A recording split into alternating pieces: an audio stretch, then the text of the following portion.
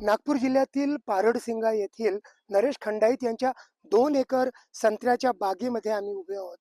2 एकरमध्ये 300 झाडं आहेत, पण एकाही झाडाला एकही संत्र्याचं फळ लागलेलं नाही आहे. आणि जवळपास सगळ्या 300 झाडांची अवस्था ही अशी अवस्था आहे. सगळी पानं जवळपास गळालेली आहेत. सगळ्या फांद्या अशा उघड्या बोक्या आहेत आणि एकही फळ नाही आहे. एकही फळ नाहीये, कारण वारंवार येणारा अवकाळी पाऊस आणि वादळी वारा, ज्यामुळे सगळे जे फळं आहेत ती खाली गळून गेले. आणि त्यामुळे आता हातचं सगळं जे होतं ते निघून गेलं. नरेश खंडाईत आपल्यासोबत आहेत. त्यांनी आपल्या हातामध्ये काही ठेवलंय. काय आहे हे हातामध्ये तुम्ही? आणि हे तुम्ही जे आता आमच्या समोर वेचणी करत होता, काय सांगाल? ही आहे संत्र्याची फळं सुरुवातीला लागलेली. आणि या 15 दिवसांमध्ये आलेलं वादळ आणि वारा, तुफान, पाऊस यामुळे झाडावर असलेलं संपूर्ण फळ खाली पडलेलं आहे आणि या अवस्थेमध्ये झालेलं आहे. सध्याच्या परिस्थितीत झाडावर एकही फळ राहिलेलं नाही. समजा हा वादळ वारा आणि पाऊस आला नसता तर किती मोठी फळं राहिली असती? कमीत कमी याच्यावर शेतकऱ्याचे पोट भरण्याजोगं एवढं तरी फळ निघालेलं असतं. पण वादळामुळे पूर्ण शेतकऱ्यांचा हा घास हिसकावून घेतलेला आहे. भाऊ, किती वर्षापासून हे सातत्याने हे असं सुरू? हे कमीत कमी 4-5 वर्षापासून सतत सुरू आहे आणि शेतकऱ्यांची चिंता वाढली आहे. नागपूर जिल्ह्यात संत्र्याचं उत्पादन जास्त होते. जिथे संत्रा नागपूरच्या नावावर खपल्या जाते तिथेच आणि इकडून तिकडून असलेलं थोडंफार फळ जे आहे हे कवडीमोल भावानं बाजारामध्ये विकल्या जाते. त्याच्यामुळे शेतकऱ्यांच्या हाती येणारा जो घास आहे तो हिसकावला जातो. मला सांगा की आता ही जी हा एक बार गेला, पुढचा जो बार आहे तो साधारण कधीपर्यंत येईल? आणि असं सांगितलं जात आहे, हवामान खात्याचं म्हणणं असं आहे की तिथे मध्ये सुद्धा पाऊस अनिश्चित राहील, कमी राहील सरासरीपेक्षा, आणि अवकाळी पाऊस सुद्धा राहील. अशा वेळेस काय होण्याची शक्यता आहे? मृग बहाराचं संतर जो फळ येणार आहे हे निसर्गावरच अवलंबून आहे. निसर्गाचा पाऊस जर व्यवस्थित जर मिळाला तर झाडाला फूट होते, फळ येते आणि संतर बनल्या जाते. आणि निसर्गच जर शेतकऱ्यांना साथ देत नसेल तर झाडावर फळ येईल कसं? नाही, आता मला सांगा की हे जर व्यवस्थित राहिलं असतं, अवकाळी पाऊस नसता आला, तर किती पैसे तुम्हाला मिळण्याची शक्यता होती ज्याचं नुकसान झालं? कमीत कमी असं समजा मार्केट भाव कधी 15 रुपये किलो मिळतो, तर कधी 20 मिळतो, तर कधी 50 रुपये किलो पर्यंत जातं. पण 50 किलो जाणारं फळ हे चांगल्या क्वालिटीचं राहते. आणि त्याच्यातल्या त्याच्यात जे मृग बहाराचं फळ आहे हे जर असं आंबिया बहारापेक्षा जास्त किमतीचं खपते. पण आंबिया बहाराचं संतर ही टिकाऊ असते. म्हणजे आता या वेळेस तुम्हाला काहीच मिळणार नाही. दसरा दिवाळीपर्यंत पाऊस जर व्यवस्थित आला, योग्य वेळेवर आला, तरच मिळण्याची शक्यता आहे. हो, बरोबर आहे. आणि मला एक सांगा, शेवटचा प्रश्न, की असंच जर चालू राहिलं तर आपला जो कॅलिफोर्निया म्हणतो आपण, विदर्भातला कॅलिफोर्निया, संत्र्यामुळे काय परिस्थिती होईल? कारण पाण्याची जी लेवल आहे ती आधीच 1000 फुटापेक्षा खोल गेलेली आहे. पाणी जवळपास नाही आहे. अशा वेळेस दुहेरी कात्रीमध्ये तुम्ही सापडला आहेत. एकतर पाणी नाही आणि दुसरीकडे अवकाळी पाऊस. हा निसर्गाचाच अलगर्जीपणा हा शेतकऱ्यांच्या माथी बसलेला आहे. आणि मृग बहाराचं फळ हे निसर्गावरच अवलंबून आहे परिपूर्णतः.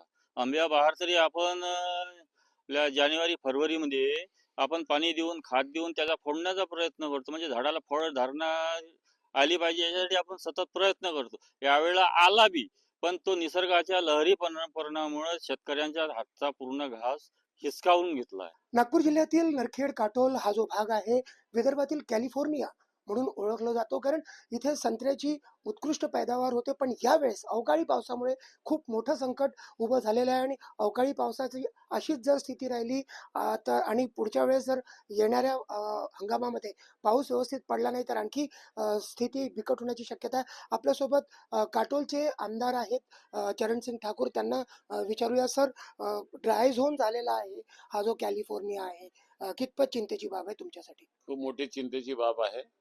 आमच्या क्षेत्रामध्ये दिवसेंदिवस या पाण्याची पातळी खोलवर चाललेली आहे आणि याकरता कायमस्वरूपी त्या ठिकाणी काम करण्याची गरज आहे. आता किती झालं?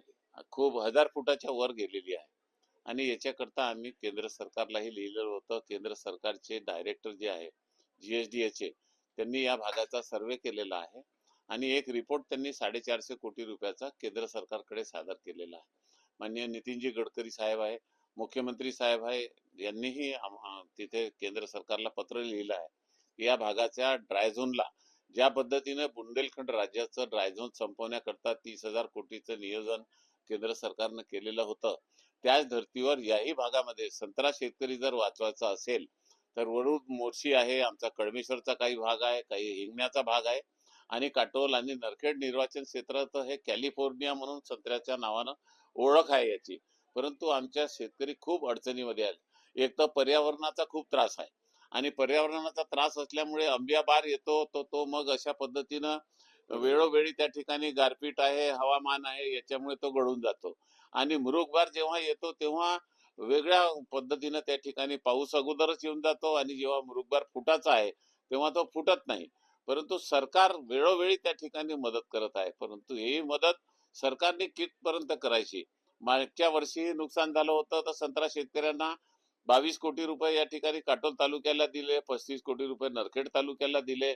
पण सरकार देणारं सरकार आहे म्हणून देत आहे. आणि म्हणून परंतु याच्यावर कायमस्वरूपी तोडगा काढायचा असेल तर ही जी वॉटर स्केअरसिटी आहे ही संपवली पाहिजे. माझं तर मत असं आहे की मुख्यमंत्री साहेब खूप सिरियस आहे या बाबतीत.